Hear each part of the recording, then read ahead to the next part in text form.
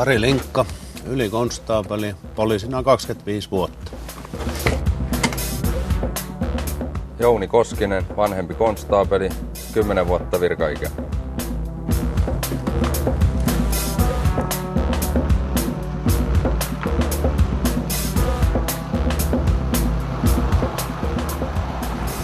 Jouni Turun poliisi ilmoitti, että Paimiossa on tuommoinen valkoinen Opel Vectra kolhinut toista autoa, häipynyt siitä paikalta. Siinä on 2 nuorempaa mieshenkilöä sisällä ja ilmoittaja epäilee, että kuljettaja on humalassa ja sen takia häipynyt paikalta. Mennään sitä tavoittelemaan tuohon moottoritien varteen. Tuossa on semmoinen levähdysalue, missä on hyvä tarkistaa tämä auto, jos se pysähtyy.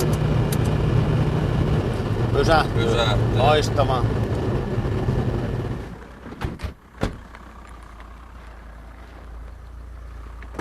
Terve! Terve! Ajokortti, rekisteriote. Joo. Katsotaan mikä tää on. Joo. Pitkä puhallus siihen. Hyvä. Mitä se näyttää? Aika paljon näyttää. Et oo ajokunnossa missään nimessä. Hyppäs sinne. Niin, tuliko se Vectra sinne teidän suuntaan? Joo, meillä on Vectra ja kuljettaja puhalsi 1 promille, niin jos te olette tässä lähellä, niin tulkaa tähän moottoritielle. 1 levy pameja, diapameja, rauhoittava lääke. Ilman reseptiä. Joo. Huumaantuneena ajo kuljettajalla ja matkustaja näyttää olevan yhtä pöllyssä. Kuljetetaan heidät tästä pois. Elikkä nyt otettiin kaverista verikoe Sairaalamäessä ja nyt kaveri pistetään koppiin ja nyt mennään tutkimaan auto sitten vielä, että jos sieltä löytyy jotain muuta. Yleensä ne kamat ne on käden ulottuvilla. Missä on istunut, mihin käsi ylettyy, niin siitä ne sit useimmiten löytyy aina. Tietokone on pojilla mukana. Kai se sit on oma. Luonnollisesti.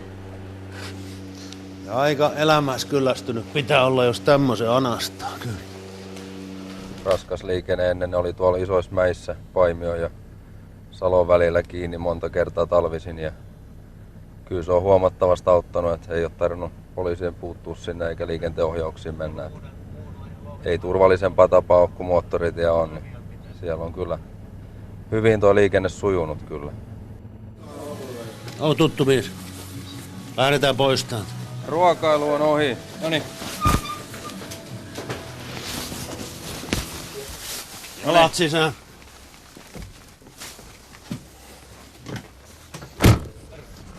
Terve!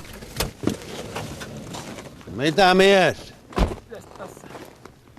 Saatko sen käänsit ton numerovalon nurin päin? En kaatanut. Ei kun käänsit? Käänsin. Niin. En oo kääntänyt mitään. Mä luulen, että meillä tulee kaikille parempi mieli, jos sä menet kuitenkin sinne kotiin vaan. Ei me laitetakaan sua nyt tonne autoon. Joo. Todellakaan en oo mitään lamppua kääntänyt.